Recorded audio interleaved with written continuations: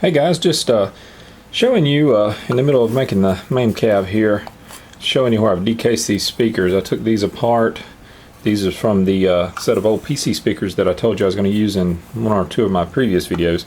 And there was just 3 screws in the back, and you just pop them open. And you had the wiring coming in from the bottom of each one, and there was a lot of hot melt glue down in there, if you can see.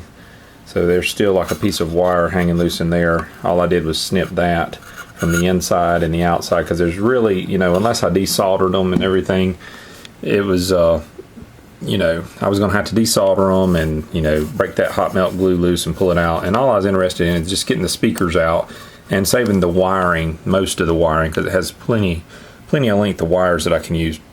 And I just took, you know, from the inside of each one, you can see there's tons of hot melt glue in there, just tons of it.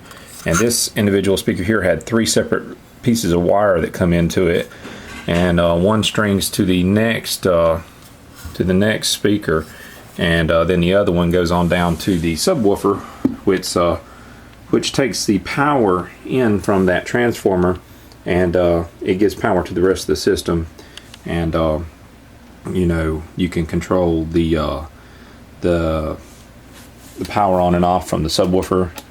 And you can control the volume from a dial that was installed on top of this speaker, and I've taken that dial out. It's on a very small circuit board, and it's just basically a type of potentiometer. It doesn't really have much circuitry or anything on it, and they just have it wired in to control the sound level of the speakers. And I'm probably going to reuse it. I may try to find another potentiometer if I can figure the way that one's wired, and just install one that is a little more suitable for the cabinet. If not, there's ways that I can retrofit this in there, or install something on there to make it more like a knob that sticks to a piece of wood somewhere on the facing of the cabinet.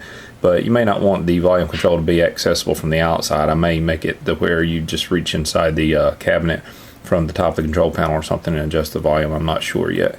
But as you can see, these are pretty small cube speakers already. They're not that big. You see the size of my fist. They're pretty close to the size of my fist, maybe a little smaller. And the speakers on the inside are pretty small, but they have very heavy magnets, and I can tell from experience using these that these are very nice sounding speakers. They really are. I'm just hoping that once I mount them in the panel in the cabinet without that shell behind them, that the sound that comes out is as rich and full as it was before. I can only hope. If it sounds a little too tinny or anything like that, I might be able to build some type of enclosure behind it the way I install them on that panel.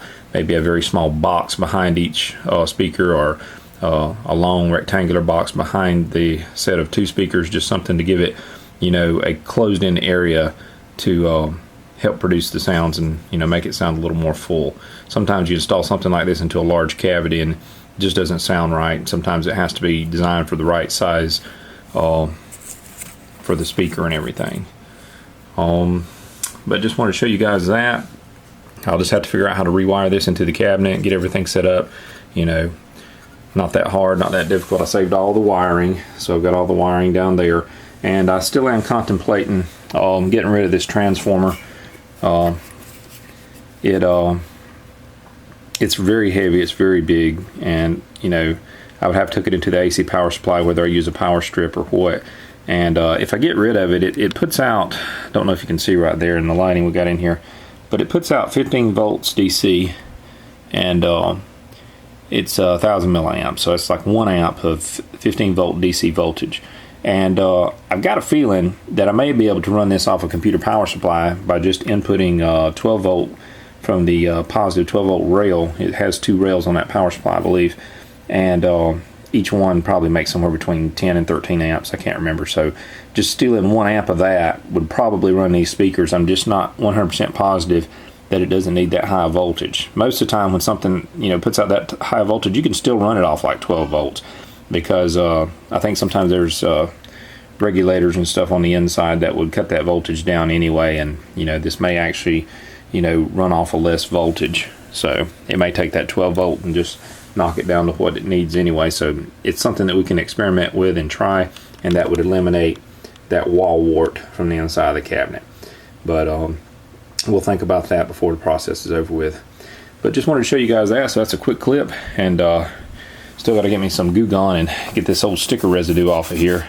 Just had a sticker in a bad position. I think when it was under the desk, people were propping their feet on the speaker and it just rubbed the sticker off, and that just turned into kind of a gooey mess. It's not even sticky anymore, but I think Goo Gone or something can, or Goof Off, I think is what I've got, can take that off of there. But don't think I'll repaint that. I believe I'll just leave it like it is. It's got a nice black finish to it, and install it in the cabinet like that.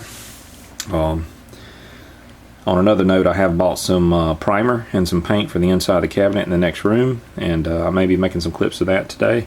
And I have went with a color that's kind of a dark gray. I can't remember the exact name. I'll show you that in one of the next videos. And maybe today, since this is a nice weekend, we're getting between 60 something and 70 degrees this weekend, and today's Saturday. I've got part of tomorrow to use also. I may be able to get the cabinet out on the porch and sand it lightly, blow all the residue out, and get it primed. And once I prime it, and get that dry, then I can start with the finished coat of paint. And there's only a few more things that need to be going into the cabinet. There's maybe a couple little trim pieces to cover some of the screws that hold the casters on, and maybe a little piece or two to help hold in the fluorescent lighting fixture on top. The rest of it, as far as woodwork, it just has to do with the control panel. Maybe a little bit of framing for the bezel around the monitor, and that's something that I can come and paint later if I want to, depending on what color it ends up being. And I can go ahead with the interior of the cabinet painting right now and just touch that other stuff up later if need be. Talk to you guys later.